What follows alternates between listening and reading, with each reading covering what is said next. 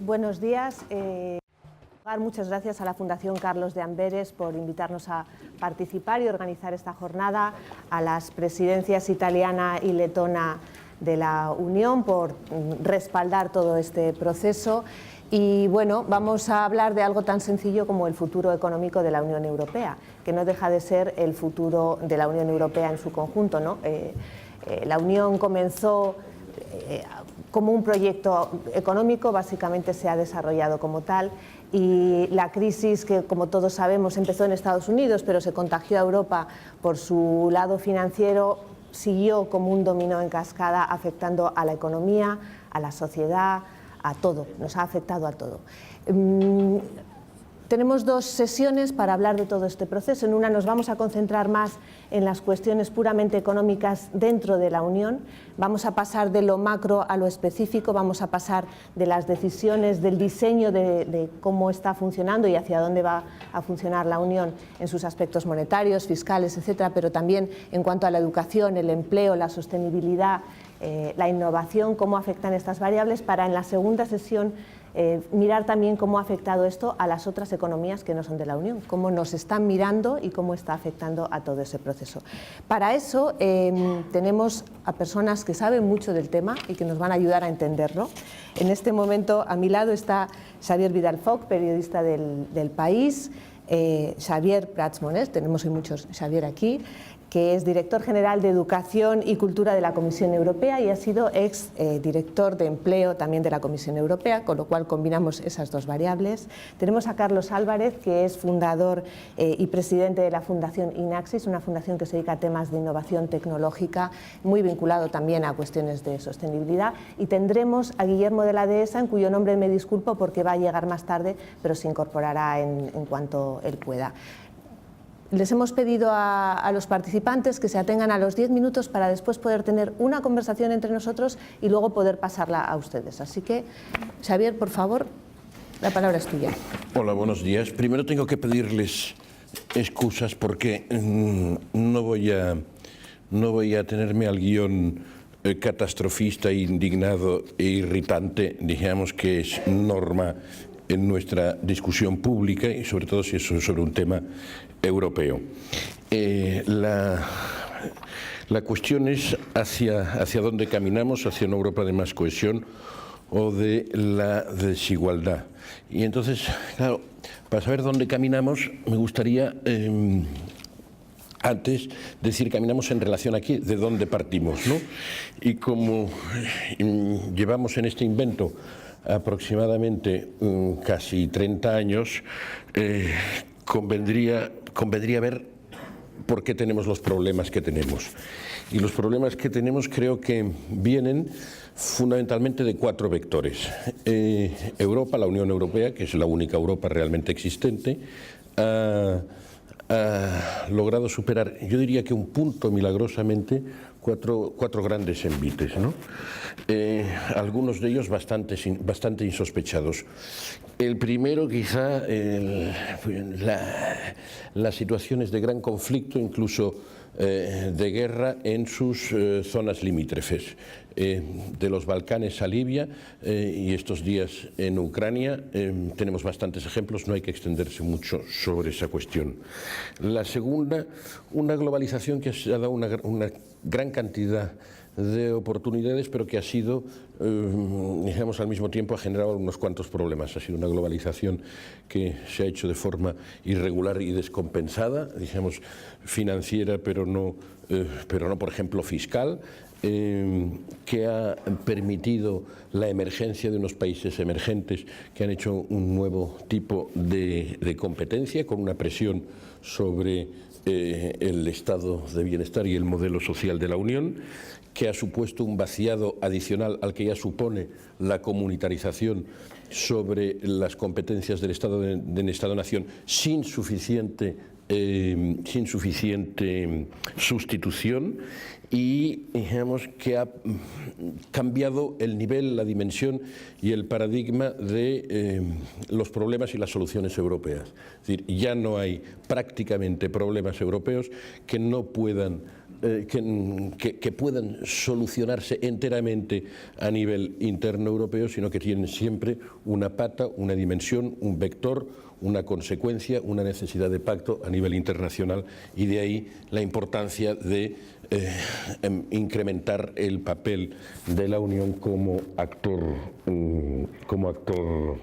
internacional. Una tercera serie de problemas que, mal que bien, pues no diré que se han superado felizmente, pero por lo menos no han destruido a la criatura, simplemente la han enfermado, es una ampliación importantísima de una dimensión desconocida y seguramente bastante mal hecha. Una ampliación numéricamente importantísima en el primer decenio del siglo, con unos niveles de partida de riqueza y de reparto de la riqueza muy diferentes, con unas economías del orden de entre un 30 y un 40% la media de la comunitaria, con problemas democráticos no resueltos ex ante, como estamos viendo, por ejemplo, situaciones como la hongaresa, y con una dimensión de inestabilidad geoestratégica incorporada a la Unión, que ya estaba, pero bueno, que ahora se incorpora hacia su interior, como por ejemplo comprobamos con la situación de los países bálticos en relación con los conflictos que tenemos actualmente con Rusia. Y en cuarto lugar, la gran recesión. Esta cuarta gran recesión ha sido verdaderamente extraordinario. Lo maravilloso es que podamos estar aquí hoy reunidos. Perdonen la impertinencia de no ser absolutamente pesimista, ¿no? Pero que estemos aquí reunidos para decir hacia dónde vamos, cuando la primera cosa que deberíamos hacer es quizá palparnos un poco los bolsillos y decir, bueno, estamos. Claro, porque estamos, ¿por qué? Porque hemos superado, no hemos superado todavía, porque hemos afrontado seguramente la crisis, seguramente no, seguro, la crisis económica más importante a que alcanza no nuestra memoria histórica, pero sí nuestra memoria presencial, ¿no? Lo hemos hecho con una... Bajo el imperio de una política económica unidimensional, monolítica y excesiva en sus formulaciones concretas, tras una primera buena reacción a finales de 2008, principios de 2009, en que hubo, digamos, una movilización de recursos públicos y una política expansiva importante, más o menos coordinada con la estadounidense. Después vino el frenazo y hemos estado con la obsesión monolítica. No digo que no sea importante la consolidación de las finanzas públicas y de tener las cuentas en orden, sino esta especie de corsé hasta del pensamiento, ¿no? Y no solo eso, no solo hemos sobrevivido con esa política, sino que además lo hemos hecho sin instrumentos.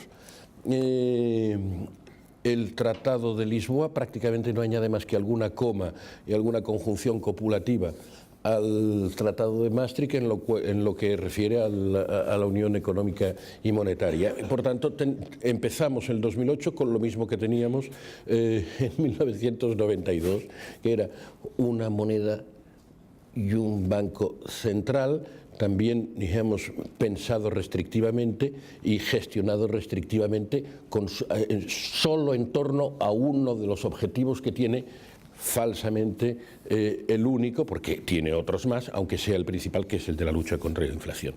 Verdaderamente, haber luchado contra la principal crisis con una política coja y manca y carente absolutamente de instrumentos, y que estemos aquí, quiere decir que es verdaderamente un milagro, sobre todo porque, como veremos ahora, estas deficiencias han causado problemas y daños colaterales muy grandes. Y la única explicación que yo le encuentro a eso no es tanto el azar de esto, sino que que, como estamos comprobando estos días en Grecia, la voluntad política y democrática, incluso de los que más critican, incluso de los que más ponen en cuestión muchas cosas del establishment que hemos ido creando, es mucho más, es decir, es mucho más importante que todos estos reveses. Es decir, hay mucha gente que pone en cuestión lo que se está haciendo cómo se está haciendo, pero hay muy poca y generalmente un poco fanática y desagradable que quiere irse de este club. Es un club que todavía hay más gente que quiere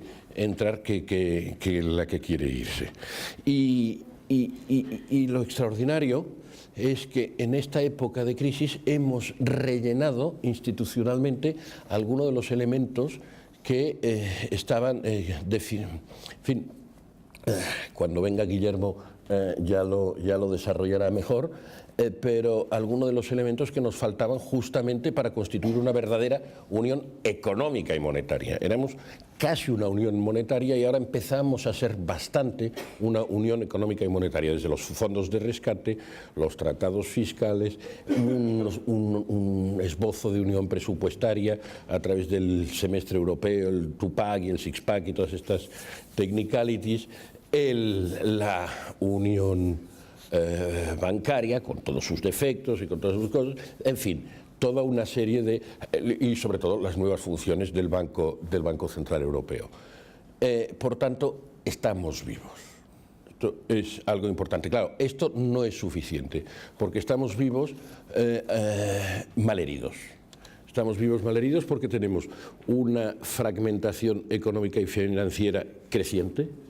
Bien, últimamente quizá algunos aspectos se han suavizado de alguna forma, pero el nivel, digamos, que ha tenido, por ejemplo, las diferencias de los precios del crédito entre países del norte y países de la periferia mediterránea ha sido extraordinariamente perjudicial para la propia idea del mercado único. Tenemos una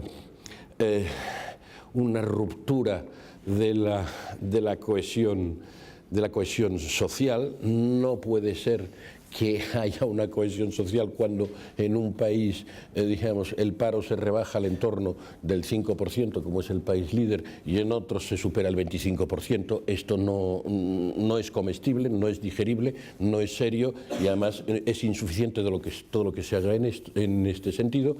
Y tenemos también una cierta ruptura territorial en el sentido de que hemos cogido banderas diferentes, ¿no? Esta cosa de los del norte contra los del sur, y entonces vender el Partenón y dejar de hacer la siesta, o no marquéis el paso de la oca, este tipo de dialéctica que creo que es un pago tremendo,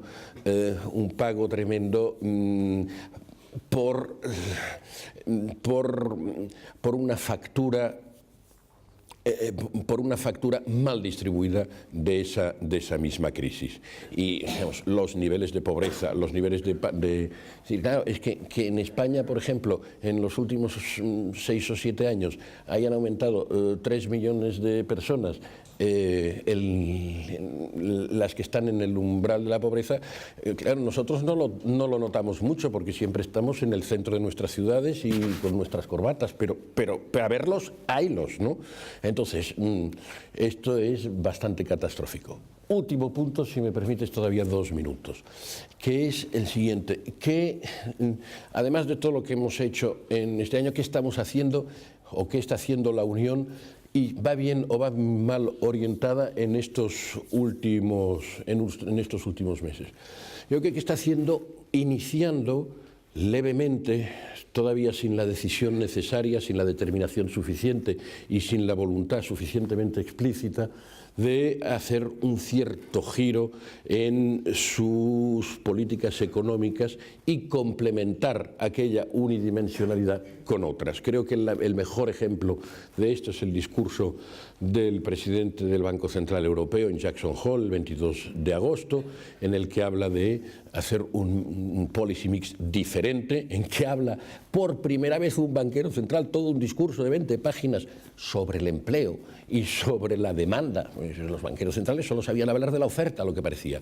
Entonces, habla sobre todo esto, habla de este nuevo policy mix, habla de añadir a la política de consolidación de las finanzas públicas, de modular mejor esa política, de añadirle las reformas estructurales y especialmente el tema de las inversiones. Claro, todo eso se ha concretado por parte del Banco Central en unas medidas absolutamente fantásticas, que se le pueden hacer todas las críticas y además todos mis amigos Casandras ya las han dicho, o sea que se las ahorro, pero la principal crítica seguramente es la de la tardanza. Después que claro que no somos como Estados Unidos, que aquí dijéramos dependemos más de la financiación bancaria que de la financiación de los mercados, etcétera, etcétera. Descontadas todas estas críticas, por fin, y sobre todo todos aquellos que desde hace unos cuantos años, y veo aquí algunas caras que han escrito, han predicado y han reclamado en el desierto por esto, pues por lo menos tenemos el alivio de que ya veremos si funcionan tan bien como queríamos o como si se hubieran hecho desde el principio, pero por lo menos en esto permitámonos un momento de alivio y de cierta satisfacción contenida, porque no se puede ser nunca optimista, está prohibido. El segundo punto, yo creo, después de lo de la nueva política del BCE, es el plan Juncker del Fondo de Inversiones Estratégicas, no sé qué, que ya era hora, que tuvo un primer prólogo en aquel pacto de empleo y crecimiento de mitades del 2012, cuando François Hollande llegó a la presidencia de la República Francesa, y que, bueno, vamos a ver un poco cómo se desarrolla, porque es una idea diferente, nueva. Yo le he calificado en alguna ocasión de keynesianismo low cost, porque digamos es con poco dinero, intentando traer mucha parte de ese dinero privado que está. Veremos, pero en todo caso seguramente hay que aumentarlo, seguramente hay que ponerle más leña en ese fuego, pero es un paso claramente en la buenísima dirección. Y otro tercer puntal, y ahora ya con eso sí acabo, es esta relectura del Pacto de Estabilidad que hizo la Comisión Europea el día 13 de enero en un documento que estaba muy bien, pero que tiene unas limitaciones extraordinarias, sobre todo porque está muy pensado para Francia, para resolver los problemas de Francia e Italia, y que en síntesis empieza a aplicar no la Golden Rule, aquella que habían querido Delors y los más europeístas cuando el Tratado de Maastricht y digamos la ortodoxia ordoliberal se lo impidió, de incorporar la Golden Rule, decíamos, la exención en el cómputo del déficit de la inversión productiva pública, pero sí, digamos, la exención de parte de esta, la que viene intermediada por la Unión, sea por la vía del Fondo Juncker, sea por la vía de las redes transeuropeas, sea por la vía de los fondos estructurales y de cohesión. Ese papel está bien, pero es muy tímido, es muy insuficiente y sobre todo no beneficia la inversión a los países y a las zonas que lo necesitan más, que son los países más vulnerables, etcétera, etcétera, porque son los que están en procedimiento de déficit excesivo y que son sobre todo los países, muchos más, pero sobre todo los países de la periferia. Esa relectura sería necesario que se hiciese una relectura. Pero claro, todo esto es un poco política económica un poco más global, pero luego hay políticas sectoriales mucho más importantes, tan importantes como esas, y yo creo que inmediatamente vamos a oír una muy buena reflexión sobre ese asunto. Muchas gracias. Muchas gracias, Xavier.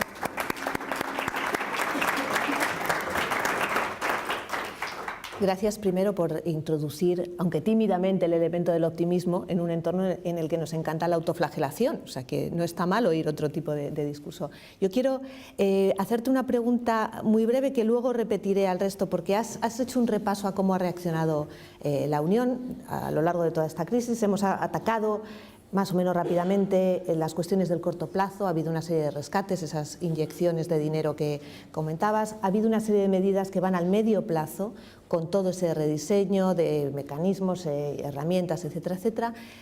Pero yo creo que en todo este futuro lo que late también es, nos estamos preparando para el largo plazo. ¿Qué modelo de Europa queremos para competir en ese entorno globalizado con otras economías que no son emergentes, que ya son mucho más potentes, que tienen otros sistemas, etc.? Entonces quiero que me contestes brevemente, porque quiero que al final de la sesión tengamos ese cierto aroma de haber sabido hacia dónde podemos ir o hacia dónde queremos ir o hacia dónde estamos yendo. Yo creo que un ejemplo de lo que dices muy claro es la Agenda 2020. La Agenda 2020 es mucho mejor que la Agenda de Lisboa, a la que sustituye, porque digamos, por lo menos pone 4 o 5 prioridades y no 25 o 30, y además no dice aquello de qué guapo soy, qué guapo seré y voy a ser el mejor del mundo, que es lo que decía la Agenda de Lisboa, con un método absolutamente lamentable cuya ineficacia se ha demostrado de forma palmaria, que era aquello del método abierto de coordinación, que no era ni método, ni abierto, ni coordinación, era una catástrofe absoluta. Entonces, la Agenda 2020 es un poquito mejor, está un poquito mejor hecha, pero claro, es que le sigue faltando una cosa muy fundamental, y es acompañar todos estos avances que se han hecho en unión económica de mayor unión política y de mayor profundización, si queréis, federal, si no hay ningún británico que nos esté oyendo, o digamos de mayor control político de esa unión económica. Y el Parlamento Europeo ha empezado tímidamente a hacer algunas cosas, pero también es insuficiente. Y además solo con el Parlamento no podemos. Estamos todavía con las resistencias, las racanerías, los cortoplacismos y las tardanzas del intergubernamentalismo, y muchas de las cosas que nos están sucediendo es que llegamos tarde, mal e insuficientemente a los lugares por este defecto. Entonces es muy difícil, digamos, los gobiernos son al mismo tiempo digamos, los artistas y los culpables del tema, de forma que es un poco difícil de salir adelante. Ojalá, digamos, que los nuevos retos que tenemos ahora, por ejemplo, el tema de Grecia, digamos, sea encauzado de una forma que, como siempre lo hacemos, casi al borde del abismo, siempre con el juego de la gallina o con el juego de la última carta del póker, pues a ver si esta vez y las siguientes reaccionamos de una forma un poquito más proactiva. Pero para eso se necesita esta cosa tan horrible de empoderar, esto que dicen los anglosajones, empoderar a la sociedad, no sé. Bueno, empoderémonos. Es decir, se trata de añadirle un poquito la dimensión más política a esto, sabiendo que además tenemos un panorama muy complicado también políticamente, porque hay, dijimos, algunos que se han empoderado en la línea contraria, en la que hay que destruir el invento, y estos empiezan a tener más altavoces que los que tenían antes. Bueno, pues entonces los que estamos a favor del invento hemos de aumentar, digamos, la velocidad y los altavoces también. Muchas gracias. Bueno, ahora Xavier Prat-Moner nos va a contar cómo hacemos para que los ciudadanos puedan empoderarse, no solo la política, ¿no? Voy a poner de pie porque sé por experiencia que se me duerme menos la gente si estoy de pie. Y tengo, no tengo texto, pero tengo algunas imágenes. Y yo quería contribuir con mis 10 minutos a la discusión bajo otro ángulo, ¿no? Y es que es difícil imaginar el futuro de Europa, sea el que sea, sin pensar en el capital humano, no solo porque estamos en la sociedad del conocimiento, sino también porque es difícil pensar que el futuro de Europa estará en sus recursos naturales.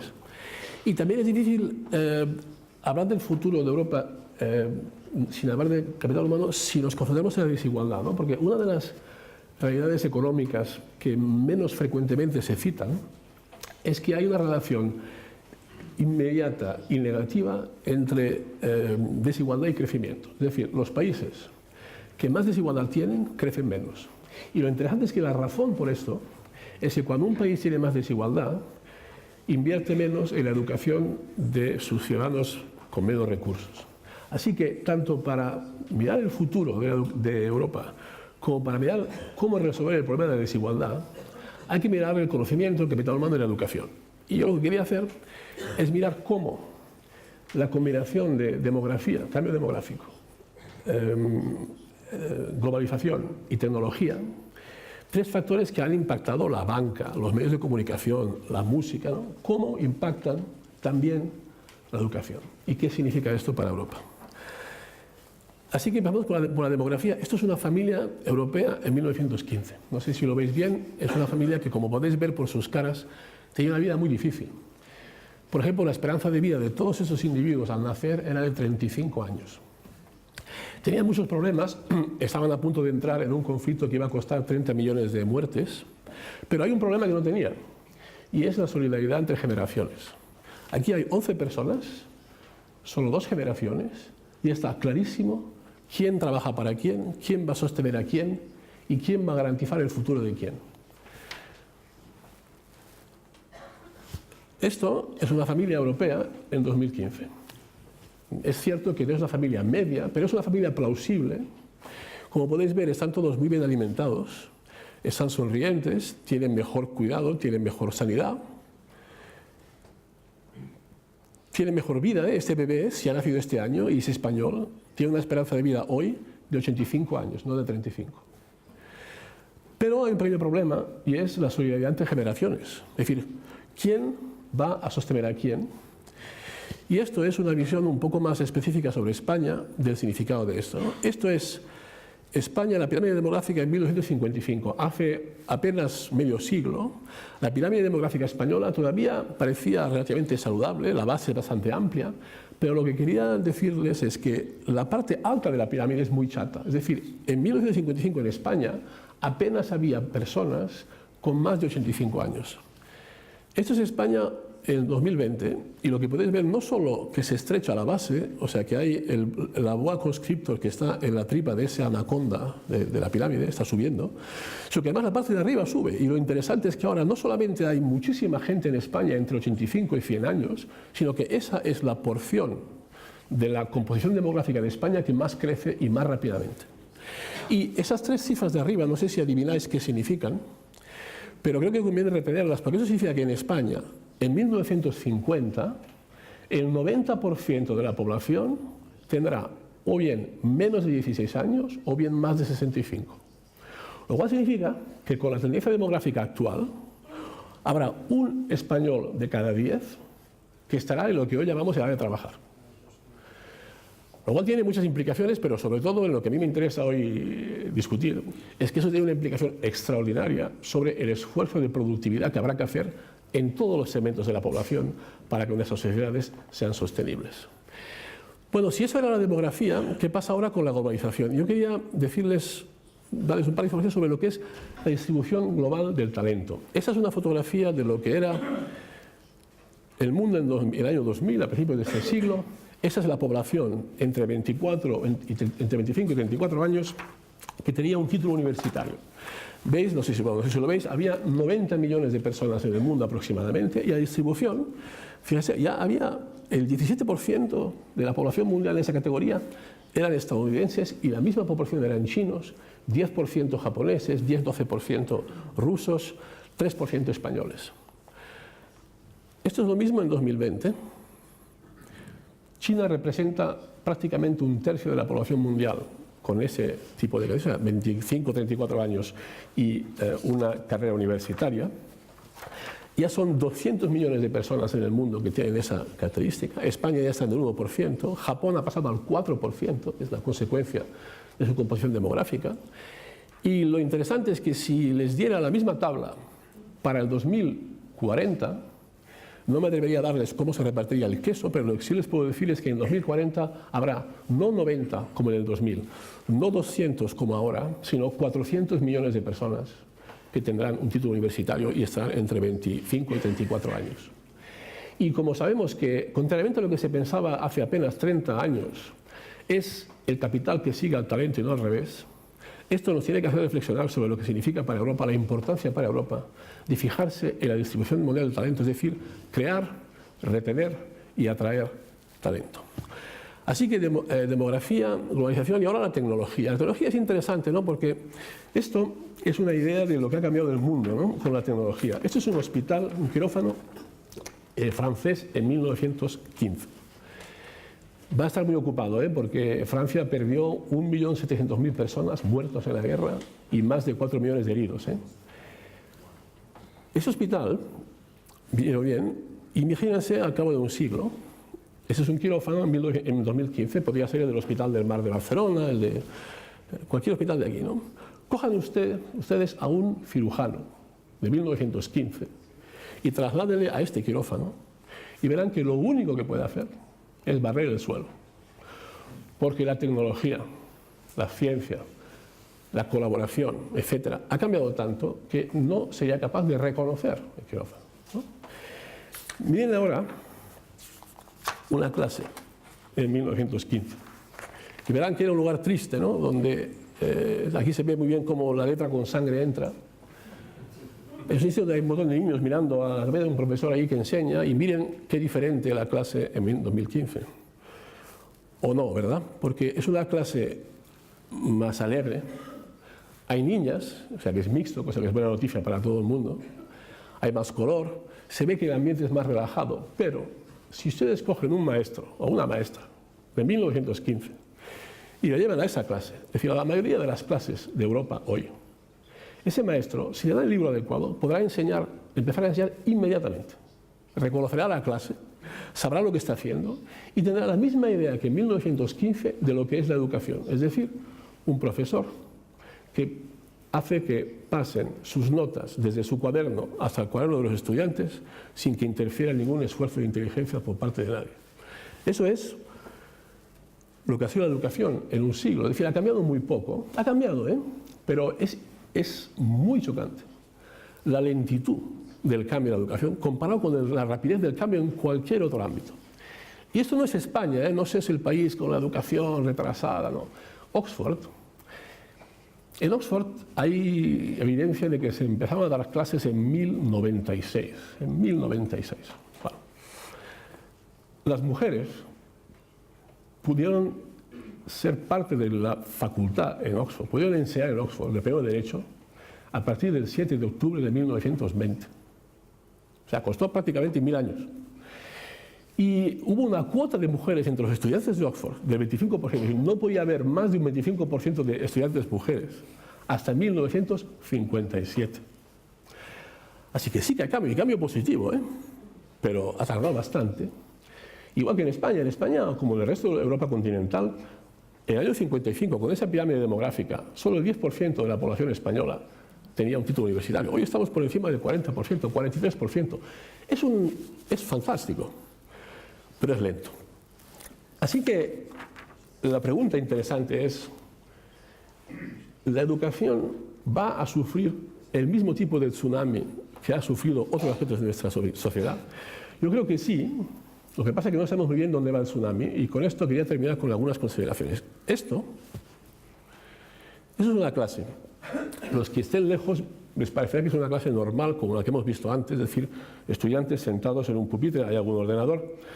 Lo que quizás no veis es que hay una particularidad, es que en el techo de la clase hay unos Baxters que bajan con un cable a cada alumno y se enchufan con una aguja en su vena para inyectarles aminoácidos para que puedan seguir estudiando más tiempo. Esta es una fotografía real de un colegio en la provincia de Hubei, en China, en mayo del 2012. ¿Qué hacen esos niños? ¿Por qué están así? Bueno, en China hay una cosa que es parecida a nuestra selectividad, se llama Gaokao, y tiene lugar cada año el 7-8 de junio, y donde se presentan 9 o 10 millones de estudiantes, cada vez menos porque eso es un esfuerzo importante, ¿no? Esa fotografía existe porque hasta en China esto fue un poco excepcional, pero el director del colegio se justificó diciendo, bueno, sí, es duro, pero es que el examen es importante, los estudiantes quieren estudiar y quieren aprobar, y además tengo una subvención de 2 euros al día por cada estudiante para el máster. Entonces, yo no sé esto qué es, pero seguramente eso no es educación, ¿no? Pero lo interesante aquí es que esto demuestra, en mi opinión, una diferencia fundamental entre Europa y el resto del mundo, que no es la crisis, no es la desigualdad, porque el resto del mundo tiene desigualdades en términos relativos y absolutos mucho mayores que las nuestras. No es la crisis del estado de bienestar, porque la mayoría del mundo, de la humanidad no tiene crisis del estado de bienestar, porque no tiene estado de bienestar. La diferencia entre nosotros y el resto del mundo es que no creemos en nuestro futuro y, sobre todo, no creemos en el poder de transformación de la educación. Lo que significa esta fotografía es el intento desesperado, patético y lamentable de la humanidad de buscar su propio progreso a través de la educación. Es un esfuerzo individual y es un esfuerzo colectivo. Si ustedes miran lo que gasta la Unión Europea en término medio, en su Producto Interior Bruto en educación es el 5,3% del PNB. España el 4,5%. África del Sur, Brasil, China, México, gastan más que nosotros en educación, en términos relativos a su PNB. Y significa esto que a pesar de sus desigualdades, creen que el futuro está ahí. Y mis últimas palabras son para decir cuál es el impacto de la tecnología en la manera de aprender y enseñar, que no es sin duda una televisión que da un curso. Y lo haré con un ejemplo, no sé si tengo 2 minutos, creo que sí. Hay un señor que se llama Clayton Christensen, que es un profesor en la Harvard Business School, que escribió un libro muy conocido que se llama The Innovator's Dilemma. Es un gurú de la innovación, y un día se le acercó a la Universidad de Phoenix, que es una pequeña universidad online, o sea, virtual, y le dijo, oiga, ¿podría darnos 10 clases magistrales para grabarlas y darlas como MOOC, como curso online? Y Christensen fue a hablar con el dean de Harvard, que le dijo, ¿Phoenix? ¿Seguro que quieres hacer esto? Bueno, si lo haces en tu tiempo libre y fuera de nuestros edificios y fuera de nuestro logo, para no reducir el prestigio de Harvard, vale. Entonces, Clayton les dijo a los de Phoenix, que dijeron muy bien, y le encontraron un edificio, con un sitio estupendo, una clase, y el señor Clayton, como yo aquí, empezó a hablar para que le grabaran la clase, y al cabo de 5 minutos paró de hablar. Porque se dio cuenta que toda la clase donde estaba se componía de chicos y chicas de una belleza extraordinaria. Gente, jóvenes fantásticos, Brad Pitt con barba de 3 días, chicas, y entonces dijo, bueno, pero paró su clase y dijo, bueno, pero ¿dónde estudiáis? Y la contestación fue, no, somos actores. Nos han contratado para poner buena cara, especialmente cuando usted está diciendo algo no particularmente interesante. Porque cuando alguien le mire y diga, hombre, si esta chica tan extraordinaria le parece interesante, quizás a mí también debería parecerlo. Y cuando el señor Christensen vio el resultado de su clase preparado, vio que todos sus A's y A's habían desaparecido y que su pequeño PowerPoint se había transformado en una experiencia interactiva extraordinaria. ¿Qué lección sacó Clayton Christensen de esto? 2 lecciones muy simples. Primero, no hace falta ser un gran investigador para ser un gran profesor. Es más, casi mejor no serlo. Es decir, la coherencia que desde Humboldt, 1810, existe entre investigador y enseñante es completamente superflua con la técnica. Y la segunda enseñanza, mucho más importante, es que el señor Christensen se preguntó ¿cuánto gasta la Universidad de Harvard en la calidad de su enseñanza? Y la respuesta es 0, literalmente 0. ¿Cuánto gasta la Universidad de Phoenix en la calidad de su enseñanza? Todo, porque esa es su razón de ser.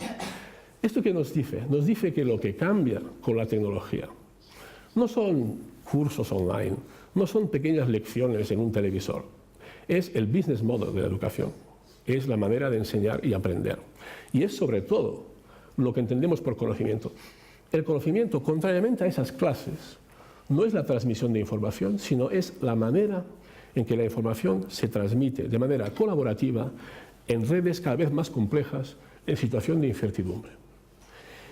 Y si ustedes analizan una universidad europea, al menos de la Europa continental, no como una fuente donde se da información, sino como su capacidad de ser flexible, colaboradora y de trabajar de manera ágil en un contexto de incertidumbre, os daréis cuenta de que hay un esfuerzo muy grande que hay que hacer para que la universidad responda a las necesidades de los ciudadanos y de nuestras sociedades del futuro. Y creo que esta es la vía para buscar un mejor futuro económico y menos desigualdad en Europa. Muchas gracias.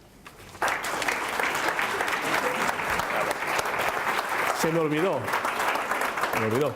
Ustedes saben que hay mucha experiencia académica que demuestra que digas lo que digas en una conferencia, al final la gente solo va a retener una idea.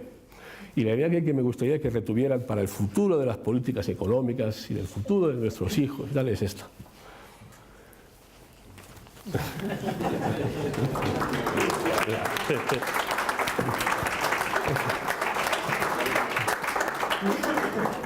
Muchas gracias, Xavier. Un repaso fascinante a la realidad que nos rodea. Yo tendría muchas preguntas, pero quiero hacerte dos para que contestes brevemente y luego continuamos con la secuencia.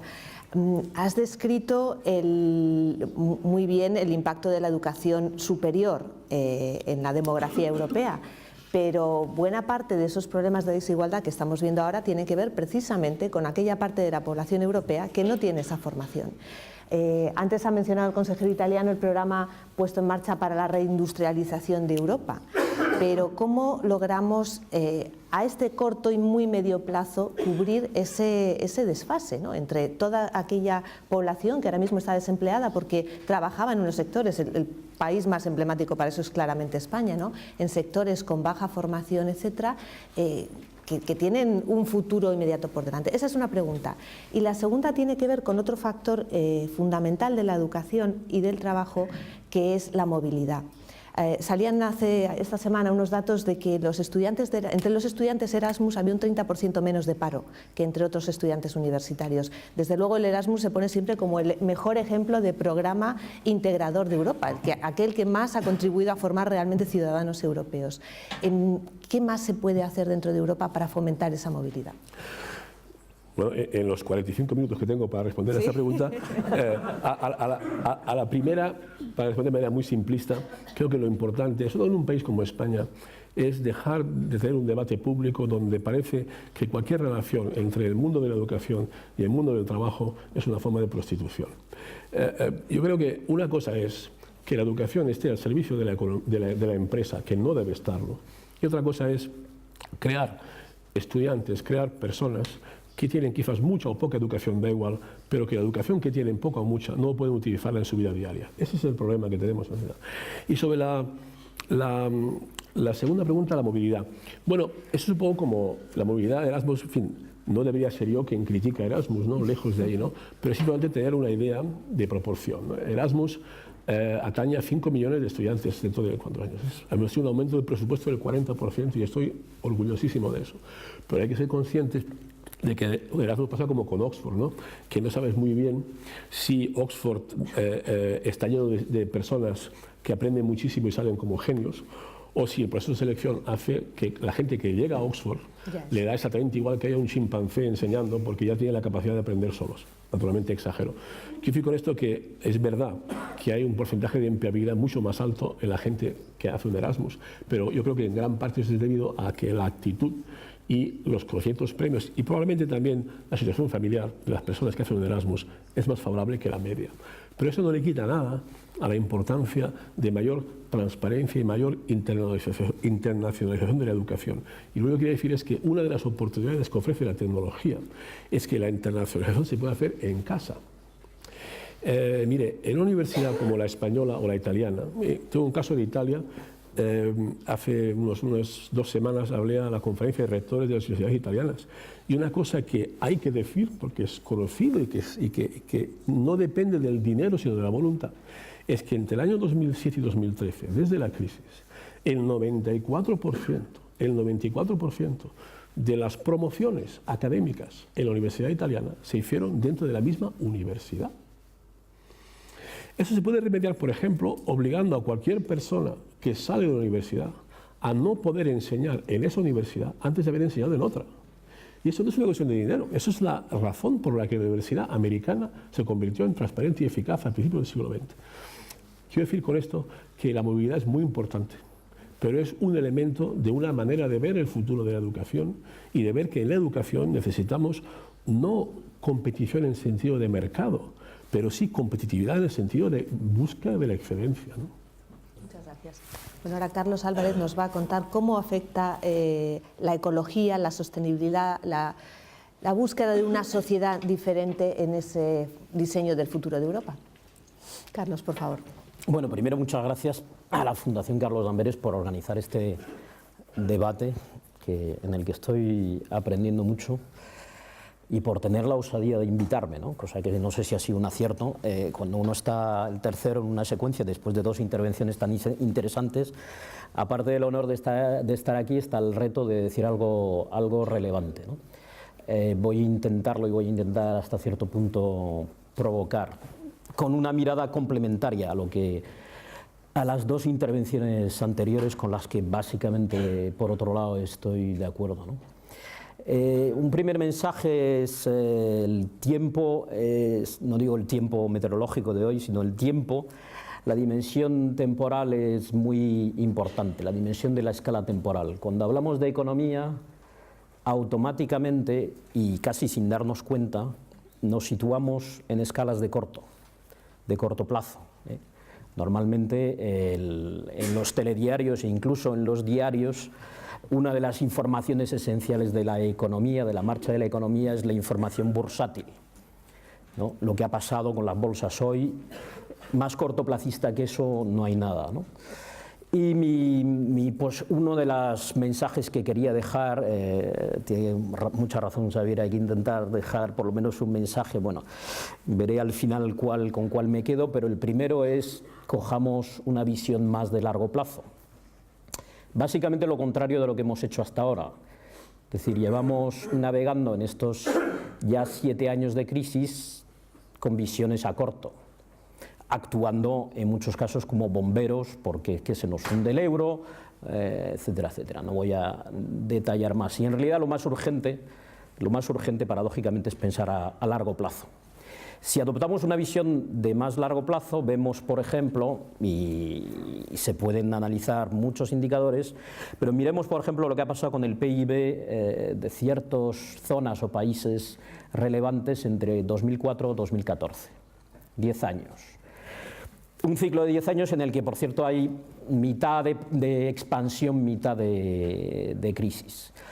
Y lo que vemos es que Japón, si tomamos 2004 índice 100, Japón está en el 105, un poquito por encima, pero muy poquito, y básicamente está en términos de PIB igual que en el 2008, que es el momento de inicio de la crisis.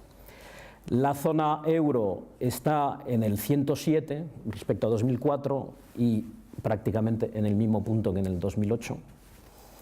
Estados Unidos está en el 117 respecto a 2004 y ya 7-8 puntos por encima del 2008. Y Suiza está en el 123,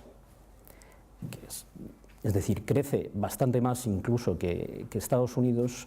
Estoy hablando de países ricos, no del resto del mundo. 123 está en el 108 respecto al 2008. Como veis, resultados muy diferentes sobre esa escala de tiempo de 10 años. La interpretación desde la gobernanza de la zona euro sobre esto básicamente es un relato único, y es que faltan reformas estructurales, o sea que hay muchas reformas estructurales pendientes. Esto es lo que oímos todos los días y sin duda, dicho así, seguro que es verdad, pero yo creo que falta la reforma estructural más importante, es aquella de la que uno no se acuerda, o aquella en la que uno no quiere pensar, aquella que toca nuestros tabúes, la de nuestro propio pensamiento. Y en eso, esa reforma estructural no la hemos hecho, digo, en el contexto de la zona euro, es decir, el paradigma de gobernanza económica de la zona euro, con matices, con variaciones a lo largo del tiempo y a lo largo de la geografía, es básicamente el mismo que teníamos en el 2004 y viene de más atrás, y básicamente el mismo que teníamos al principio de la crisis. Y esa reforma estructural no nos atrevemos a abordarla. Se nos llena la boca con la palabra innovación, pero no innovamos en el marco conceptual, en el paradigma conceptual con el cual trabajamos. Ese paradigma conceptual, simplificando y resumiéndolo, dice: las finanzas, desde el punto de vista económico, de las finanzas privadas son el centro del sistema, de las finanzas privadas surge la inversión privada, de la inversión surge el empleo, del empleo surge el consumo y tal vez, como quinta derivada, surge el bienestar, en términos de servicios sociales, etc. Esta es la visión del ciclo económico. Me ha gustado mucho lo que acaba de decir Xavier, de que en realidad el talento no sigue al capital sino al revés, con lo cual ya es otra visión del mismo ciclo, ¿no? Y además de tener esa visión del ciclo económico en la cual las finanzas privadas son el centro del sistema, hay un hecho que me parece discutible, que es: para que las finanzas privadas se porten bien y por lo tanto generen inversión, etcétera, etcétera, tenemos que asegurar un marco macroeconómico de una rigidez dogmática absoluta, confiando en que determinados parámetros son clave para que todo este ciclo funcione. Y estamos en ese paradigma y no nos atrevemos a tocarlo, por razones, yo no digo, no estoy diciendo tiremos ese paradigma a la papelera y usemos otro, pero es que ni siquiera nos atrevemos a experimentar, y yo creo que es un momento en el que Europa, que habla mucho de innovación, tiene que experimentar, tiene que hablar también de experimentación respecto al paradigma. Porque lo que produce, decía, los resultados son muy pobres en términos comparativos. Yo, por no hacer simplismos, creo que el paradigma de gobernanza económica utilizado por los dos ejemplos que he puesto, que son muy distintos entre sí y de tamaños completamente diferentes, que son Suiza y Estados Unidos, son sustancialmente diferentes al que nosotros, europeos, usamos. Hay diferencias muy sustanciales, no reduzcamos todo eso a un único paradigma. La conclusión es que los resultados son muy pobres, pero el relato es faltan reformas estructurales. Claro, estas reformas estructurales luego vemos, estamos ahora mismo en un contexto en España en el que a todos nos encantaría adherirnos al optimismo del gobierno y decir, bueno, efectivamente la crisis económica ya ha terminado, etcétera, pero eso no se refleja en la percepción de los ciudadanos. Y como decía Max Weber, las percepciones son ciertas en sus consecuencias. La gente todavía no percibe eso. ¿Por qué? Porque esas reformas estructurales, en el caso particular de España, pero no solo, nos han encaminado, y lamento decirlo, nos han encaminado, o uno pudiera decir que nos han encaminado hacia un modelo de país low cost.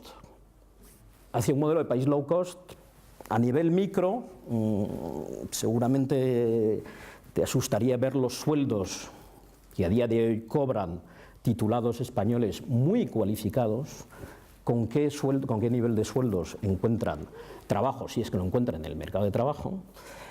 Low cost también en el sentido, por supuesto, de que en este proceso de reformas estructurales lo que hemos hecho es reducir las inversiones, y digo bien inversiones, en educación, sanidad e I+D+I, y eso es terrible para nuestro futuro.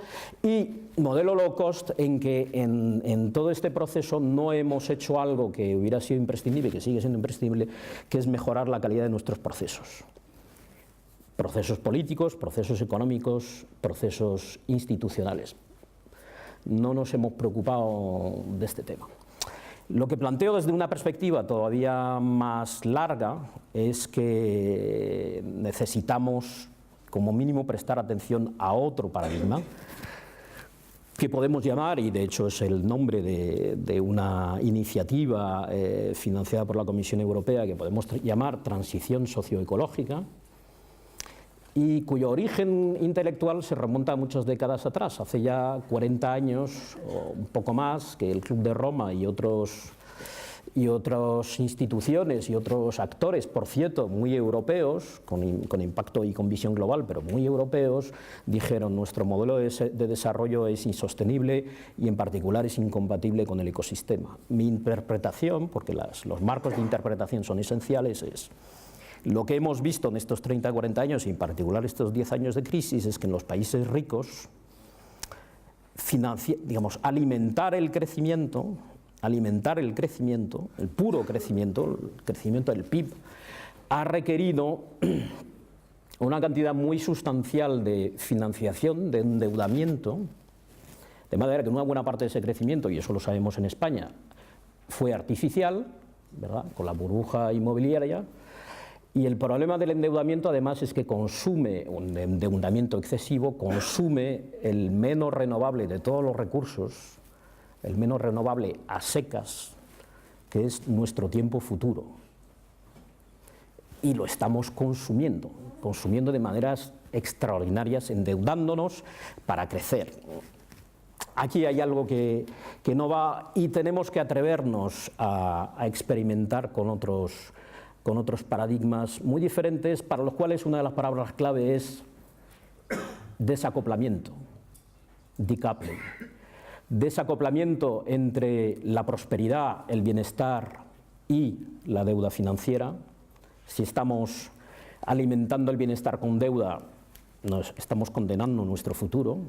Y estamos alimentando conflictos, como los que vemos en Europa, conflictos futuros entre deudores y acreedores. Y si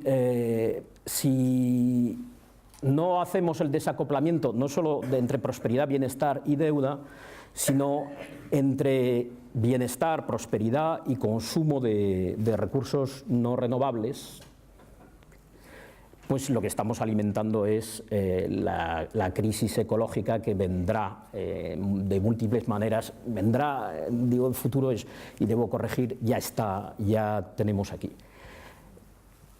Y por terminar en una nota de optimismo, a pesar de todo lo que acabo de decir, bueno, voy a dar otro mensaje más y luego una nota de optimismo. Para avanzar en esa transición socioecológica hay una diferencia sustancial respecto al pasado, y es en particular para nosotros, para España, pero también para Europa. No hay modelo de referencia, esto no lo ha hecho nadie en el mundo. ¿Cómo se hace esto? No lo sabemos. No lo ha hecho nadie a gran escala. Se están haciendo cosas a pequeña escala, para lo cual uno de los mensajes clave es que hay algo que parece crítico. Cuando no tienes modelo de referencia al que ir, pues la calidad de los procesos con los cuales experimentas, en particular la innovación institucional, la participación ciudadana, por lo menos en el modelo europeo, es esencial. Y muy probablemente las ciudades son esenciales, como microcosmos donde se pueden, en una reproducción a escala pequeña del mundo entero, donde se pueden mezclar los elementos políticos, económicos, institucionales y tecnológicos y construir nuevas soluciones. Y la nota final de cierto optimismo es que, paradójicamente, y me ha encantado lo de que no creemos en nuestro futuro, porque esto me desespera, paradójicamente Europa tiene muchos elementos para meterse por ese camino de la transición socioecológica. Uno de los poquísimos ejemplos que hay de gran escala de desacoplamiento lo ha protagonizado Dinamarca, que ha conseguido desacoplar su crecimiento económico del consumo de energía, es decir, consumiendo en términos absolutos esencialmente la misma energía, conseguir crecer en términos de PIB. Y hay otros ejemplos de mucha menor escala a lo largo de toda Europa. Lo único que necesitamos es salir del dogma que nos atasca. Hablaba Xavier Vidal-Fort, hablaba de corsé, salir de hacer la reforma estructural sobre nuestro propio marco de pensamiento y atrevernos y confiar en nuestro futuro. Confiar en que Europa es capaz de construir ese futuro de prosperidad sostenible. Y aquí lo dejo. Muchas gracias.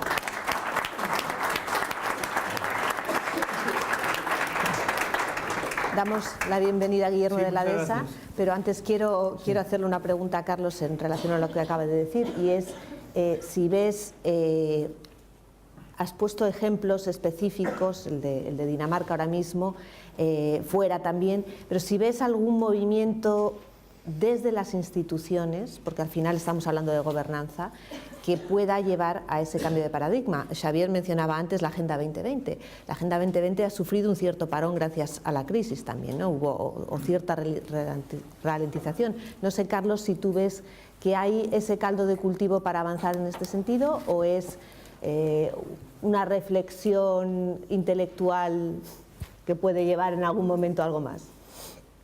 No, ya hay muchas cosas, lo que pasa es que son elementos dispersos. Hay dos reflexiones. Desde el punto de vista de las instituciones, en particular europeas, este cambio de paradigma no está en el centro del paradigma de gobernanza, eso es evidente, esto es una cosa colateral, ¿no? Pero en la cual, si uno rasca, ve que ha habido muchas iniciativas tomadas por Europa, porque, ojo, aquí también hay una línea de desigualdad norte-sur. Es decir, en los países nórdicos, y también en eso tenemos que aprender, no solo quejarnos, que es legítimo quejarse del dogmatismo en la gobernanza económica, sino también aprender de lo que están haciendo. Y si uno mira lo que hace Alemania o los países nórdicos en términos de ecosostenibilidad, pues están haciendo muchas cosas. Entonces, digamos, la aceptación desde las instituciones de que esto es un componente esencial de la agenda tiene grados muy desiguales a lo largo de Europa, pero sí a lo largo geográficamente de Europa, pero no está todavía no está en el centro de la agenda institucional al más alto nivel, aunque sí de la financiación. Muchas de estas iniciativas cuentan con financiación de la Comisión Europea a través del programa Marco, Horizonte 2020 y otros elementos, ¿no? Y la segunda reflexión es que esto no va de top-down. No va de una élite ilustrada, entre otras cosas porque esto es políticamente imposible, al menos en Europa y en el mundo, en nuestro mundo. Otra cuestión sería si habláramos de China, pero como no es el tema del debate. Pero en Europa esto no puede funcionar porque una élite ilustrada vea la luz y nos lleve a todos, porque además los ciudadanos ya no consideramos que esto sea el modo de gobernar. Y por lo tanto esto requiere policentrismo, una cosa que la premio Nobel de Economía Elinor Ostrom, en la que insistía mucho, policentrismo, es decir, que a muchos niveles, y que recuerda en cierta manera al principio de subsidiariedad europeo, a muchos niveles se toman decisiones y es preferible que se tomen decisiones en los niveles en los que uno tiene la mejor calidad de información al menor coste, es decir, muy cerca de donde las cosas ocurren. Y posiblemente lo que debería hacer la institución o las instituciones de más alto nivel es simplemente crear las condiciones de contorno para que esos experimentos, ese policentrismo pueda prosperar y acabe cambiando la naturaleza del paradigma, ¿no? Muy bien, muchas gracias. Guillermo, para que te sitúes un poco, hemos hecho un repaso de la trayectoria que ha sufrido Europa en los últimos años, macro. Hemos hecho un repaso a la situación demográfica de la educación y el efecto que eso puede tener en el empleo y de la necesidad de innovar también en cuestiones de gobernanza para poder dar un salto más allá. Así que me parece que te tocan los temas fiscales. Pues no. Unión monetaria, fiscal, etcétera. No. Bueno, yo soy bastante pesimista, pero solo porque miro a los datos, ¿no? Y claro, los 18 vamos mal. Muy mal, estamos ahora casi en estancamiento secular, porque tenemos deflación, y los 10 que no han entrado, pues están creciendo al 2 y al 3%, todos.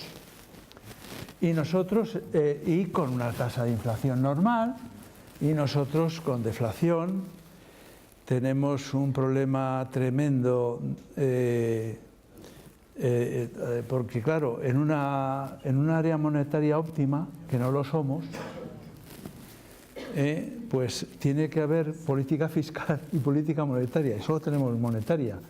Y como la fiscal es la única que ayuda a evitar que haya choques asimétricos, es decir, en este momento hemos tenido un choque asimétrico muy importante en algunos países del sur de Europa, más Irlanda, y sin embargo no hay ninguna institución europea que en ese momento pueda ayudar, porque el presupuesto europeo es solo el 1% del PIB de toda Europa, que no es nada, y luego si se mete el ISM y el EFS, todos estos otros organismos que hay, pero que tienen muy poco dinero. Incluso el Banco Europeo de Inversiones, las cifras son pequeñas. Y entonces, en Estados Unidos, en lugar de ser el 1% del PIB, el gobierno federal maneja más del 20% del PIB del país. Y entonces, California, que ha tenido un problema y era el 16% del PIB de Estados Unidos, lo han resuelto en meses. En meses. Han empezado a pagar, a meter dinero, a pagar el seguro de desempleo y además,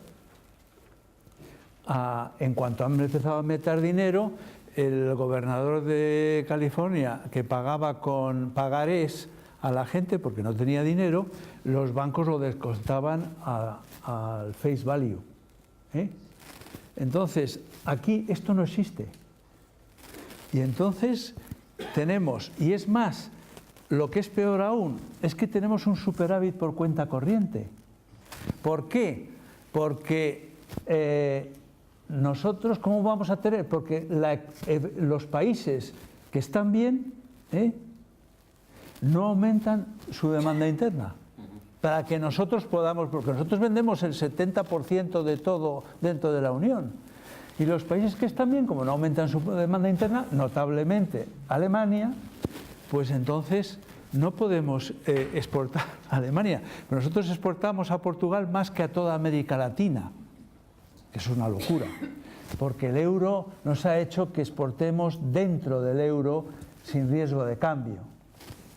Entonces, estamos metidos en una trampa de la que es muy difícil salir, porque no hay demanda interna para nosotros, para los que tenemos que realmente vivir de ella dentro de la Unión. Y este es un tema muy complejo, muy complejo. Y yo creo que si no se hace algo nuevo, porque esto del plan Juncker es un poquito se pintan los números, ¿no? Se pintan los números porque, claro, es todo wishful thinking, una buena parte de él, una buena parte. Hay otra que no, pero en general sí. Y entonces sería estupendo si pudiésemos realmente movilizar 315.000 millones, pero solo aumentando, partiendo de 15.000. Partiendo de 15.000 llegamos a 315.000 millones. Todo apalancamiento, sí. Es todo apalancado. Ahí no pone nadie dinero. No pone. Entonces nosotros, sin política fiscal y sin países que los que están mejor aumenten su demanda interna, no vamos a ninguna parte. Esa es mi opinión generalizada. Y esto en algún momento tiene que romperse porque al final también los otros saldrán perdiendo. Si nosotros salimos perdiendo, que somos su mercado, también ellos saldrán perdiendo. En fin, la política ha dominado absolutamente todo el tema de la austeridad. Y claro, los otros países que han funcionado normal, los 10 que no han entrado, están creciendo fenomenal y están dentro de Europa. Antes se ha mencionado el plan Juncker y se ha mencionado también el plan Draghi, el Draghinomics que acaba de anunciar. ¿Qué opinión te merece? Es un héroe. Sí. Hay que hacerle una estatua. Sí. Hay que hacerle una estatua. Es un héroe. Porque lo que ha hecho es, ya que no hace financiación asimétrica la política fiscal, pues la voy a hacer yo. Entonces, ¿cómo la hace? Pues metiendo dinero, comprando bonos, comprando deuda privada, para que los que la venden, los bancos, las instituciones, las empresas, las familias, pues tengan cash, y entonces puedan consumir y puedan hacer que crezca el consumo y también la inversión. Y gracias a él, no ha terminado esto en una tragedia. Atención, porque tanto Alemania, si sale del euro, quiebra, como si sale Grecia. Es decir, Alemania, porque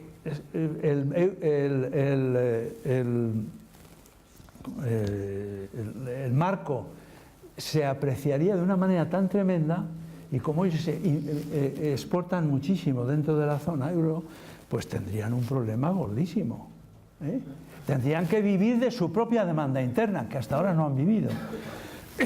Y lo mismo pasa a Grecia, que si se va, pues se evalúa un 70 o un 80 o un 90%, que eso está bien porque va a traer muchos turistas a las islas y a Atenas, pero no tiene infraestructura suficiente. Hay más infraestructura en Mallorca que en toda Grecia, pero mucha más, el doble, solo en Mallorca.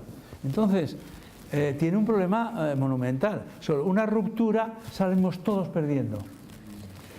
Entonces, bueno, pues nada, esperar a que los políticos descubran la realidad. Muchas gracias. No me resisto a preguntaros, porque es que está en los papeles todo el día, ¿cómo pensáis que se va a resolver la cuestión griega, precisamente? Y si esto va a servir de modelo para una redirección de la gestión económica en Europa. Os hago esa pregunta, os la lanzo y luego vamos a tomar muy rápidamente 3 preguntas del público para no pasarnos demasiado de la hora del café. Pero no sé, Xavier, Carlos, Guillermo, si queréis darnos vuestra opinión sobre qué va a pasar con Grecia, qué puede pasar con Grecia y si realmente va a ser un modelo o va a ser un parche que pongamos en este momento y la siguiente crisis se resolverá de otra manera. Yo creo que si todo el mundo es medianamente inteligente, que ya es mucho, se va a llegar a algún tipo de acuerdo. Llevamos aproximadamente 10 días de nuevo gobierno en Grecia y ya se sabe alguna de las cosas, me parece a mí, de cómo no acabará esto.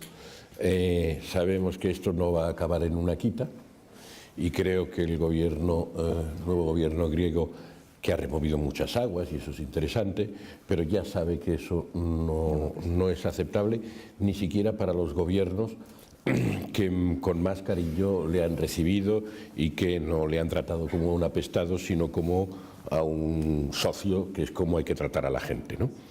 Eso lo ha aprendido y la prueba es un poco la reacción, la presentación que hizo el ministro de Economía en Londres sobre el cambio de paradigma de la quita, teóricamente de más del 50%, que se había propuesto por un par de swaps, un par de canjes de deuda, una más posible que la otra seguramente, ¿no?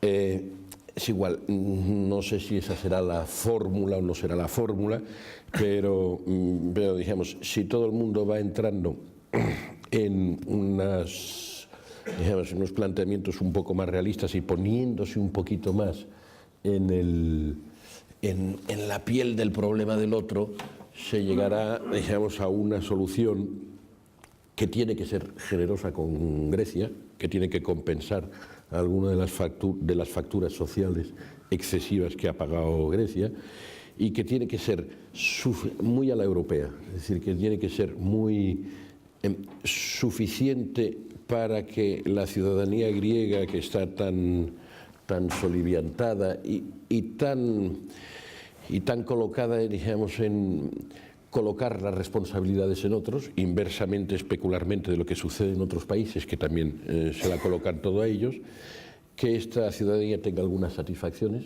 que se acaben algunas de las situaciones que no pueden existir en esta Europa de la cohesión. No puede ser que haya 300.000 familias sin luz eléctrica y con los chavales a la luz de la candela, no puede ser. Es decir, hemos de inventar algo para que eso...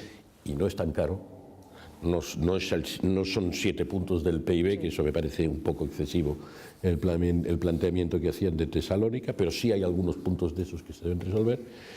Es decir, que sea el mínimo satisfactorio, que no va a ser completamente satisfactorio para mucha gente, muchos ciudadanos griegos, y el máximo de lo entendible por contribuyentes de los otros países. Y ese será el punto, si antes no hay un accidente o no hay ningún torpe, que el problema de que cuando se juega el juego de la gallina es que venga un accidente porque falle algo o porque en un momento determinado un mercado enloquezca. Pues si no es así, yo creo que entre ahora, entre el fin de febrero y sobre todo para julio, debe haber un cierto un cierto paquete que seguramente será un tercer rescate, y seguramente no le llamaremos tercer rescate, sino que será otra cosa, y no será por la Troika, porque ya tiene que morir la Troika, entre otras cosas, porque después del dictamen del día 14 del abogado general, pues el BCE no podrá estar, digamos, en los dos lados de la mesa, ¿no? Sí. Y por tanto yo más bien esto, no digo que sería optimista, sino digamos realista, condicionado a que todo el mundo vaya entrando en el nivel de la política, de la negociación, de operaciones win-win, no de meter a veces los dos extremos de la discusión, meter toda la responsabilidad en el otro, y aquí paz y después gloria, ¿no? Yo creo que, no sé si resumo bien lo que ha dicho Guillermo, yo creo que no, yo no tengo ni idea de cómo va a acabar, pero más nos vale a todos que acabe bien, ¿no? Y yo creo que hay que tener en cuenta un par de cosas. Lo primero es que no hay que olvidar, viendo lo que ha sido la historia de los últimos 5 años, que aquí se ve lo que dijo una vez John Galbraith sobre la verdadera función de la economía, que es convertir a la astrología en una profesión respetable. Es decir, no es con las previsiones económicas que vamos a salir de aquí. Lo que hay es un problema político, y yo me atrevería a decir 2 cosas sobre el problema político que tenemos. El primero, que creo que es muy importante y no hay que olvidarlo, es que no hay que extrañarse de que la Unión Europea tome las decisiones todas a última hora, cuando ya ha aprobado todo y cuando realmente parece desesperante, ¿no? Y es una razón muy simple, es que el tiempo es el único incentivo. Es decir, cuando, por ejemplo, la señora Merkel o el señor Tsipras tienen que tomar una decisión y un compromiso difícil de explicar a sus ciudadanos, la única justificación que tiene es demostrar que ha aprobado todo lo demás. Es decir, que la Unión Europea no es un demos como un Estado nacional, ni hay un gobierno europeo con la autoridad que tiene un Estado nacional, y por consiguiente no hay que extrañarse que las decisiones sean dramatizadas. Esto sucedía hace 20 años con la política agrícola común, que para decidir sobre unas cuantas toneladas de patatas había que reunirse hasta las 4 de la mañana, porque si no los agricultores franceses o españoles no entendían por qué la patata iba a ser más barata. Ahora sucede con temas mucho más graves. Y la otra cosa que creo que hay que tener bien en mente es que, en el fondo, yo creo que los problemas que vemos hoy con Grecia y que hemos visto en los últimos años se deben, yo creo, fundamentalmente a 2 cuestiones muy importantes, ¿no? Uno es una ingenuidad que arrastramos desde el comienzo de la construcción europea, que es pensar que los Estados miembros se les puede engañar hacia la supranacionalidad sin que se den cuenta, a base de integración económica progresiva. Esto era posible mientras la integración no era de verdad. Ahora que es de verdad, uno se da cuenta que la integración económica tiene unas consecuencias políticas extraordinarias. Y la otra realidad que creo que también hay que tener en mente es que es también muy difícil de explicarle a un ciudadano alemán o holandés por qué tiene que dedicar una parte, aunque sea muy pequeña, de sus impuestos a otro país.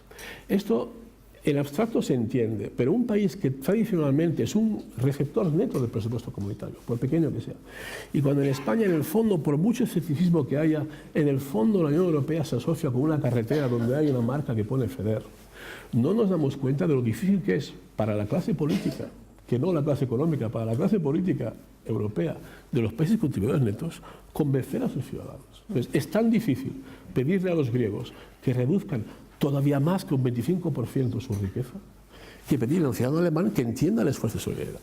Con esto no justifico nada, digo simplemente que las dificultades que tiene la construcción europea vienen de esta dificultad inherente de construir algo que realmente tiene una amplitud mucho mayor de lo que se sospechaba en un principio.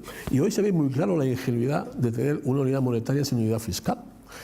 Pero es que eso forma parte de quizá la simpleza con la que se ha visto la construcción europea en sus primeros 50 años, ¿no? Discrepo un poco con que sea difícil explicar a los ciudadanos el caso griego. Yo creo que, como muy bien decía Guillermo, hay un problema de que los políticos todavía necesitan un baño de realidad, ¿no? Y salir del dogma estricto, porque uno puede recurrir a muchos ejemplos. Yo creo que el caso griego alimentará todo un género literario en el futuro, que no sé si se moverá en el ámbito de la tragedia, de la comedia, pero en todo caso sí del surrealismo. porque Guillermo lo acaba de poner con un ejemplo precioso, es decir, California, el estado más poblado de Estados Unidos, la primera economía de Estados Unidos, ¿no?, como estado, pues ha sido rescatada desde el gobierno federal. Que Grecia nos tenga un vilo, obviamente no tengo la respuesta, pero creo que hay un margen de actuación por parte de Europa amplísimo. O si no, es que hay algo tremendo que no está funcionando, porque hagamos solo la analogía, no con California, sino situamos en España. Esto es como si toda la economía española pendiera un hilo porque la provincia de La Rioja hace default. Entonces, vamos a ver, esto no se puede explicar a los ciudadanos. Oye, hemos tenido un problema y los riojanos han sido malísimos, han tirado el dinero, todo lo que queramos, pero es la provincia de La Rioja, con todo el cariño a los riojanos, que seguro que aquí los hay en la sala, pero por hacer gráfico el ejemplo, esto es lo que es Grecia en la Unión Europea. Entonces, estamos en el surrealismo, producto de una gobernanza muy imperfecta, como muy bien. Pero si es tan fácil explicar lo de Grecia, ¿cómo es que es tan difícil explicar lo de Cataluña? A ver, a mí no me resulta difícil explicar lo de Cataluña, no, pero no soy. Podemos abrir el debate sobre Cataluña. Es el mismo problema de redistribución. No, pero mi opinión es muy sencilla. No podemos tomar el riesgo de que salga Grecia, porque eso es exactamente reconocer que lo hacemos muy mal. Efectivamente. Y eso no puede ser, porque al día siguiente los mercados barren,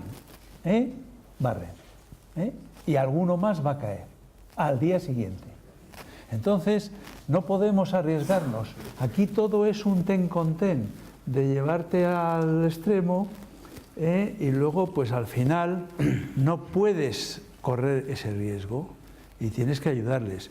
Ellos no han ayudado mucho, los griegos, porque yo estuve allí cuando Papandreou dijo estamos quebrados y mandaron un grupo de economistas entre los que me encontré, y aquello era, pues es que nadie pagaba impuestos, ni siquiera por la vivienda, todo el mundo tiraba de la luz a través de una manera, bueno, era una economía sumergida inmensa dentro del país, y la mayor parte, casi el 50% de la población activa vive del gobierno, con salarios bajos. Entonces, es otro país, pero entró antes que España en la Unión Europea, atención, y que Portugal, y ha entrado, por supuesto, en la Unión. Siempre había el tema de Turquía, Grecia, Turquía habían masacrado a los griegos, tal. Grecia es verdad que es la cuna de la democracia en el mundo, y entonces tiene unos privilegios, pero el país no está bien gestionado, nunca lo ha estado. Muchas gracias. Vamos a tomar muy rápidamente 3 preguntas. Les voy a pedir, 1, que se identifiquen, 2, que digan si va dirigida a alguien en concreto, y 3, por favor, que sean muy breves. Sí. ¿Me oyen? ¿Se oye bien? Sí. Voy a insistir en un tema que ha sacado Xavier Vidal-Folk, que es el de soy José Luis Escario, coordinador de Unión Europea de la Fundación Alternativas, y que me ha interesado mucho, que es el tema de la globalización desequilibrada, ¿no? Una globalización financiera, pero no una globalización fiscal. Seguimos actuando en lógica nacional cuando se trata de la fiscalidad, y esto se nota aún más en la Unión Europea, que pues tiene un mercado único donde hay una libre circulación de capitales, donde se ha promovido la libre circulación de capitales, donde se ha empezado a atacar el tema fiscal por la pata de los gastos, con las nuevas medidas de gobernanza económica después de la crisis de la deuda soberana, pero donde hemos visto cómo la Unión Europea sigue atascada en la pata de los ingresos, ¿no? Y cómo hemos visto pues que hayamos tenido que, y es un poco humillante, yo soy muy europeísta, que tenga que ser la implementación de la ley FATCA de Estados Unidos la que desbloquee una directiva sobre secreto bancario que llevaba bloqueada en el Consejo, pues creo que 6 o 7 años, ¿no? Han sido los países europeos a la hora de aplicar los requerimientos de la FATCA estadounidense, un grupo de países, el G5 para ser más concreto, el que ha desbloqueado una directiva que estaba bloqueada por Luxemburgo y Austria, ¿no? Igual digo con el tema de la doble imposición. Parece ser que solo la Unión Europea se interesaba porque las grandes empresas no cayeran en la doble imposición, pero no se han interesado en absoluto durante muchos años con la directiva de matriz filial en los supuestos de doble no imposición, que son una auténtica sangría para los presupuestos de los Estados miembros. Hemos tenido que esperar a que la OCDE lance y el G20 lance una iniciativa global para empezar a pensar en la doble no imposición, ¿no? Y ahora, el escándalo LuxLeaks yo creo que puede marcar un antes y un después. Nos hemos dado cuenta que más de 340 grandes empresas están pagando un tipo efectivo, una media del 2% en vez del 22%, que es la media comunitaria, algunas el 1%, y ha sacado el presidente de la Comisión una iniciativa que es para desempolvar otra directiva bloqueada durante años, que es la directiva, la famosa BICIS, de base en común, para crear una base común consolidada, al igual que lo hace Estados Unidos, una armonización del impuesto de sociedades. ¿Cómo ven ustedes el desarrollo de este aspecto tan importante para los déficits públicos? No solo insistir en la pata gastos, que ya estamos, creo que bastante avanzados, sino también en una cierta coordinación desde el punto de vista de los ingresos. Gracias. Muchas gracias. ¿Alguna otra pregunta? Aquí, y ya con eso pasamos a las respuestas y al cierre. Hola, muchas gracias por todas las intervenciones. Yo soy de la Embajada de Polonia y, como decía Guillermo, me ha gustado mucho el tema de que ha descubierto un poquito que el plan Juncker es una cosa pues que, bueno, promete mucho, pero no sabemos efectivamente cómo termina. Tenemos a Draghi, muchas gracias a Draghi. Juncker no es tan seguro. Entonces, ¿qué tenemos? ¿Qué hay? ¿Qué puede mover nuestra economía? Porque todo lo que han dicho son perspectivas pues muy a largo plazo. Gracias. Guillermo, ¿quieres empezar por alusiones? No, largo plazo. Tenemos que seguir aguantando porque para que haya un conato de unión fiscal, pues tiene que haber un cambio en los tratados. Y un cambio en los tratados pues puede llevar 10 años. Desde el momento en que se propone. Porque hay países que tienen en los cuales hace falta un referéndum para aprobar cualquier cambio en los tratados. O sea que es pensar a 10, 15 años. Mientras tanto tenemos que arreglarlo. Mientras tanto. Y como es todo llegar al límite, al precipicio, para entonces dar un paso, pues vamos a seguir así. Muddling through, dicen, yo no sé en español cómo se dice muddling through, pero Trampeando. Trampeando. Es la única forma, seguir trampeando.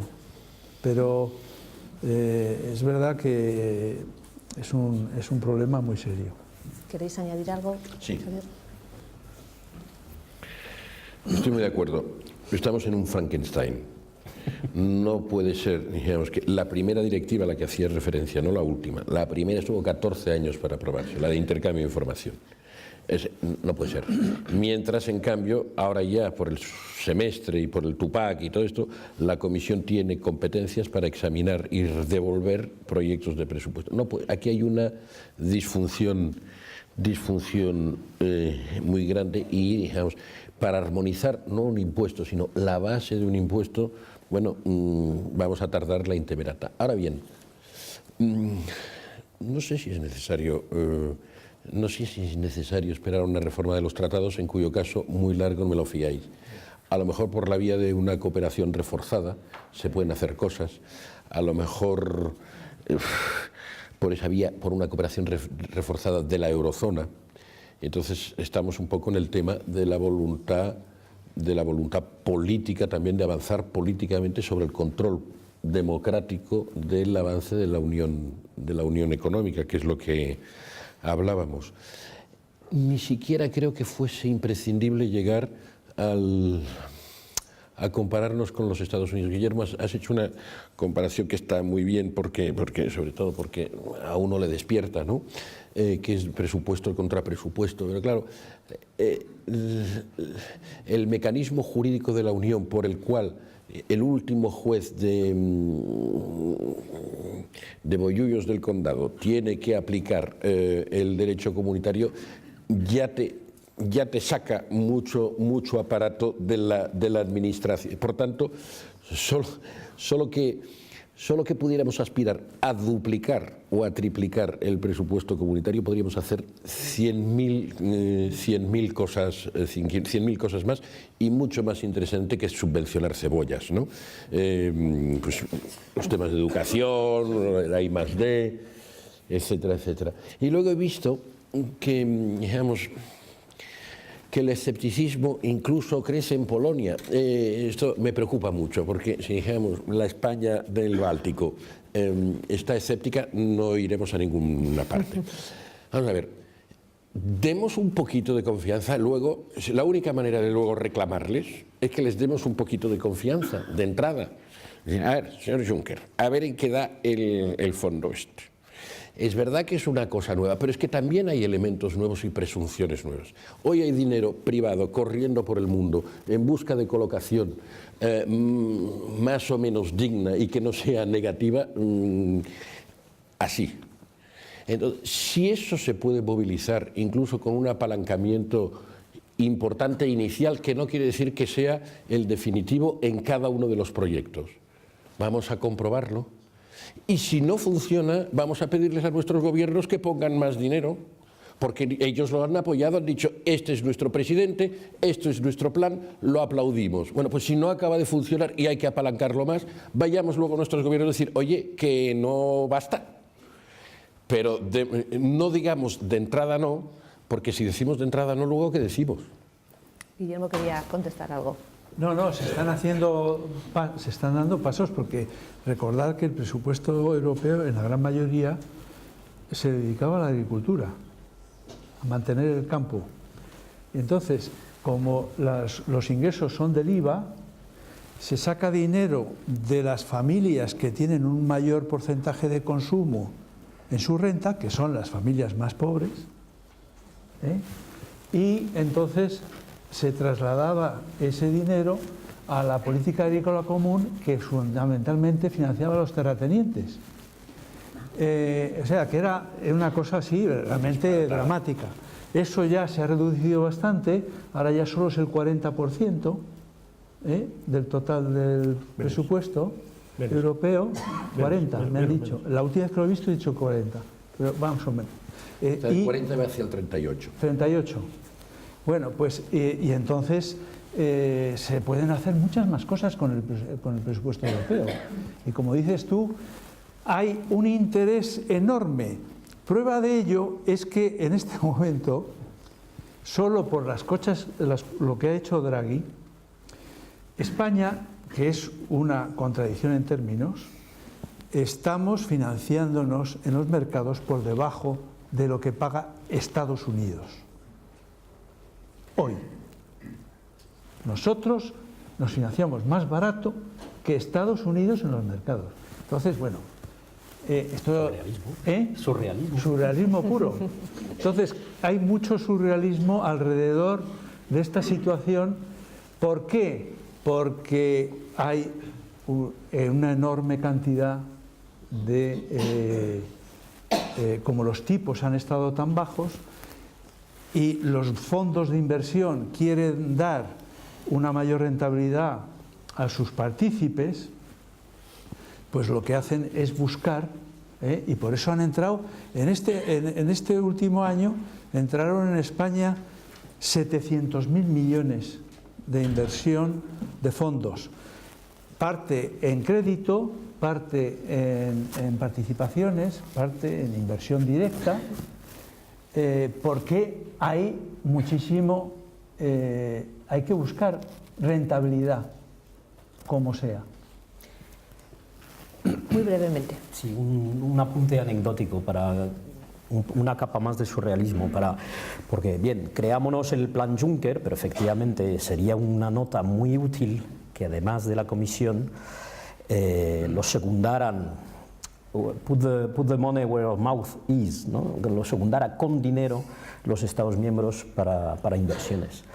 El aspecto anecdótico es, no sé si ustedes han tenido ocasión de viajar frecuentemente por Alemania en los últimos tiempos, pero yo hasta hace 3 años no, y ahora sí. Y yo hasta hace 3 años pensaba que la puntualidad de los ferrocarriles alemanes sería parecida a la suiza, que es total. Pues no, la puntualidad de los ferrocarriles alemanes es distinta, y es que llegan sistemáticamente tarde. No muchos minutos, a veces sí, pero no muchos minutos, pero sistemáticamente tarde. Con lo cual uno consigue la conexión porque llega tarde 6 minutos, pero es que el siguiente tren también va tarde. Entonces, y uno pregunta y pide explicaciones, etcétera. Hay una infrainversión en infraestructuras en Alemania. ¿Por qué Alemania no invierte en sus propias infraestructuras? Que no inviertan aquí me parece perfecto, que no inviertan en Grecia. ¿Por qué no invierten en sus propias infraestructuras que están necesitadas de inversiones? Muchísimas gracias. Creo que esto da para seguir hablando y hablando, pero me van a matar si no les dejo el café. Sí. Así que les voy a pedir que salgamos un ratito, pero que a las 12:30, un poco pasadas, pues volvamos a la sala para continuar con la conversación. Muchas gracias.